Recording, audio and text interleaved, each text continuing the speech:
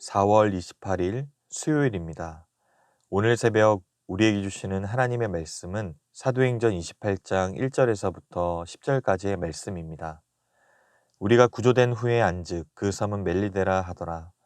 비가 오고 날이 참해 원주민들이 우리에게 특별한 동정을 하여 불을 피워 우리를 다 영접하더라. 바울이 나무 한 묶음을 거두어 불에 넣으니 뜨거움으로 말미암아 독사가 나와 그 손을 물고 있는지라. 원주민들이 이 짐승이 그 손에 매달려 있음을 보고 서로 말하되 진실로 이 사람은 살인한 자로다. 바다에서는 구조를 받았으나 공의가 그를 살지 못하게 함이로다 하더니 바울이 그 짐승을 불에 떨어버리매 조금도 상함이 없더라. 그들은 그가 붙든지 혹은 갑자기 쓰러져 죽을 줄로 기다렸다가 오래 기다려도 그에게 아무 이상이 없음을 보고 돌이켜 생각하여 말하되 그를 신이라 하더라. 이 섬에서 가장 높은 사람 보블리오라 하는 이가 그 근처에 토지가 있는지라. 그가 우리를 영접하여 사흘이나 친절히 머물게 하더니 보블리오의 부친이 열병과 이질에 걸려 누워있거늘 바울이 들어가서 기도하고 그에게 안수하여 낫게 하매 이러므로 섬 가운데 다른 병든 사람들이 와서 고침을 받고 후한 예로 우리를 대접하고 떠날 때 우리 쓸 것을 배에 실었더라. 아멘. 사도행전 28장을 시작하고 있는 오늘 본문은 멜리데 섬에서 바울이 독뱀에 물린 사건과 원주민 보블리오의 부친 치유 사건이 소개되고 있습니다. 풍랑으로부터 구원을 받은 바울 일행은 구조가 된 이후에야 비로소 배가 자초한 섬이 멜리데임을 알게 됩니다. 1절입니다. 우리가 구조된 후에 안즉 그 섬은 멜리데라 하더라. 멜리데 섬의 원주민들은 바울 일행에게 호의를 베풀어 주었습니다. 날씨가 춥고 겨울비가 내리고 있었기 때문에 즉시 불을 피워 주었고 고단한 몸을 추스르게 됩니다. 그곳에서 바울은 불만 쬐지 않고 근처 나뭇가지 덤불을 묶어서 불에 넣는 행동으로 복음으로만 섬기는 것이 아니라 일상생활 속에서도 다른 이들의 필요를 채우는 것을 알 수 있습니다. 그런데 바울이 나무 덤불을 묶어서 불에 넣자 그 속에 독사가 나와서 그 손을 물어버리는 일이 발생합니다. 아마도 추위 때문에 뱀이 덤불 속에서 움직이지 않고 나무처럼 뻣뻣하게 있었을 것입니다. 뜨거운 열기가 나자 덤불에서 튀어나온 뱀은 바울의 손을 물었고 지금 매달려 있는 상황입니다. 원주민들은 바울의 손에 달려 붙어 있는 뱀을 보고 4절에 이렇게 고백합니다. 진실로 이 사람은 살인한 자로다. 바다에서는 구조를 받았으나 공의가 그를 살지 못하게 함이로다.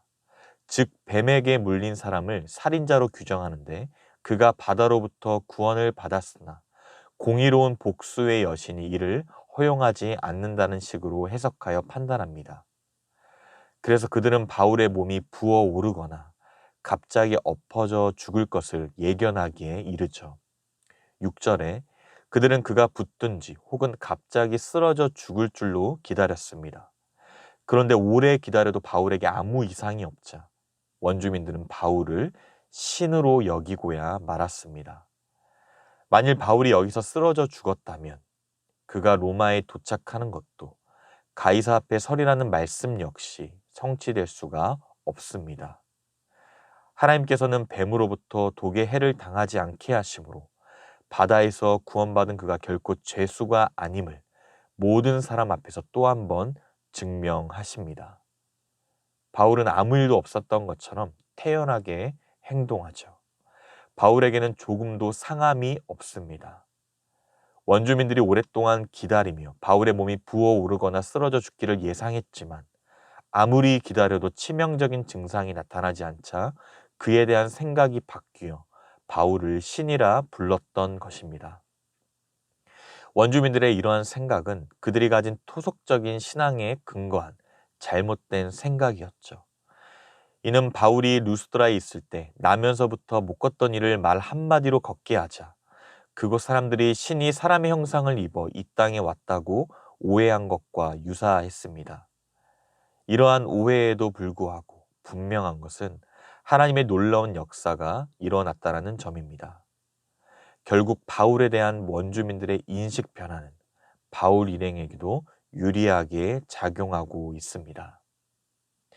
하나님의 보호하심으로 치명적인 위기에서 벗어난 이 일은 금세 섬 전체로 소문이 퍼져나갔습니다. 덕분에 바울 일행은 그 섬의 추장 보블리오의 집에서 사흘이나 머물 수 있게 됩니다. 바울은 이 집에서 3일간 머물면서 열병과 이질로 고생하던 보블리오의 부친을 방문하여서 기도하고 안수하였고 치유되는 놀라운 은혜를 경험합니다. 여기서 우리는 또 한 번 예수님이 시몬 베드로의 집에 들어가서 그의 장모의 열병을 치유한 사건과 유사함을 보게 됩니다. 베드로 장모의 열병이나 추장 부친의 열병과 이질 모두 매우 치명적이었습니다. 예수님이 베드로의 장모를 치유한 소문을 듣고 그에게 몰려온 모든 병자들을 치유한 것 같이 바울 역시 추장 부친의 기적적인 치유 소식을 듣고 몰려온 사람들의 병을 치유하는 은혜의 역사를 보여줍니다. 이는 바울 속에 살아 역사하시는 예수님의 치유의 능력을 통해 가능했습니다. 이러한 치유 역사의 결과 바울 일행은 멜리데 섬에서 3개월간 머물며 지내는 동안 큰 어려움이 없었고 그 섬의 원주민들에게 큰 도움을 받게 되었습니다. 이것은 두 가지 사실로 나타나는데 10절입니다. 후한 예로 우리를 대접하고 떠날 때에 우리 쓸 것을 배에 실었더라. 하나는 사람들이 바울 일행에게 감사의 표시로 많은 선물을 주었다는 사실입니다. 원주민들의 선물은 바울 일행이 3개월간 섬에서 머무는데 큰 도움이 되었을 것으로 보입니다. 후한 예에 해당하는 단어는 많은 존경이란 의미를 가지는데 여기에는 여행을 위한 자금도 포함되었을 것입니다. 다른 하나는 바울 일행이 다시 항해길을 오를 때 필요한 물품들을 제공해 주었다라는 사실이죠. 이미 준비해온 모든 물품이 태풍으로 인해 손실되었기에 섬 주민들이 이 같은 호의를 베풀어 준 것은 너무나 감사한 일임에 틀림없습니다.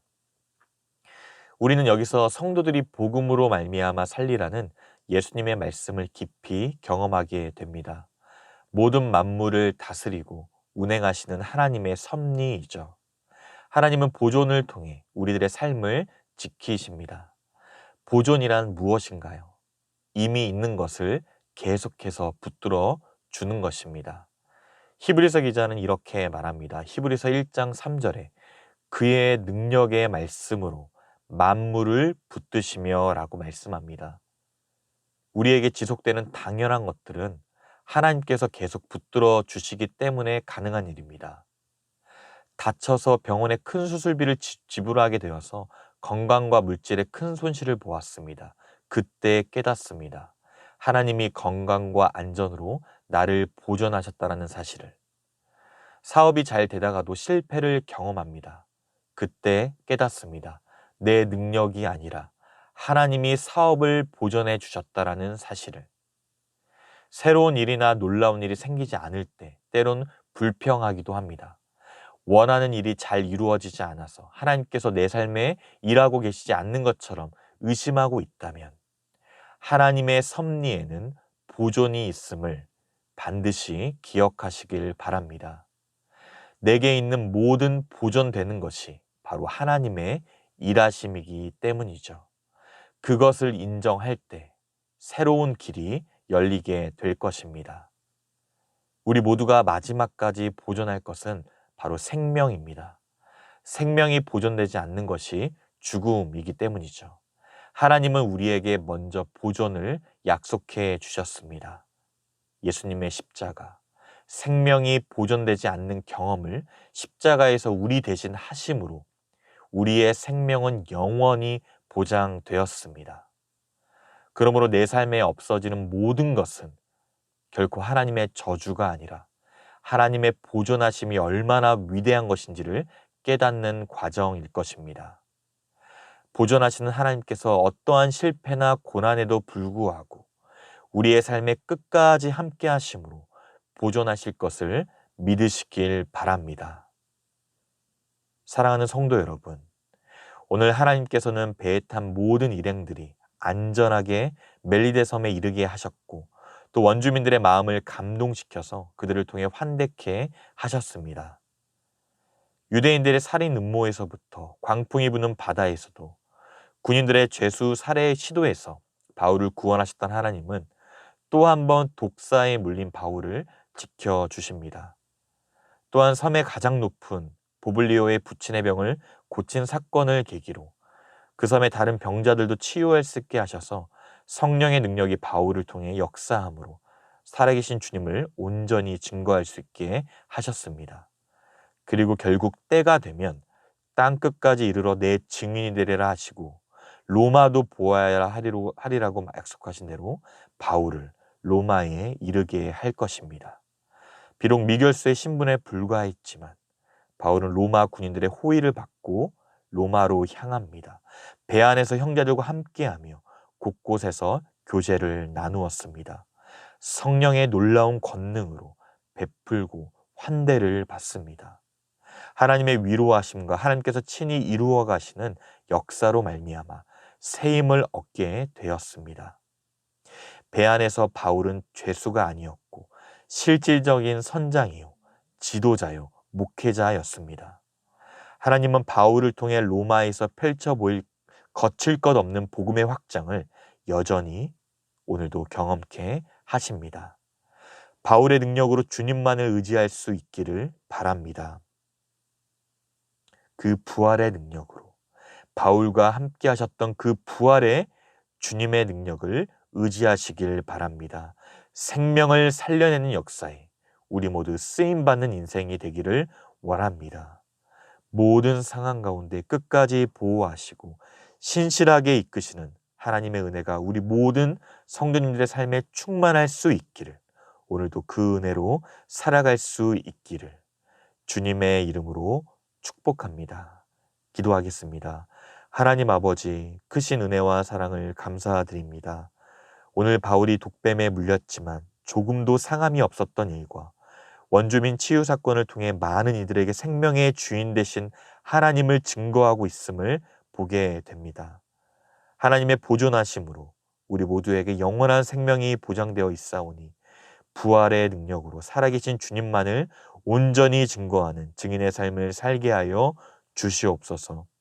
고통 가운데 있는 환우들을 기억하사 치유와 회복의 역사가 있게 하시고 하나님의 크신 위로를 경험할 수 있도록 은총을 내려 주시옵소서.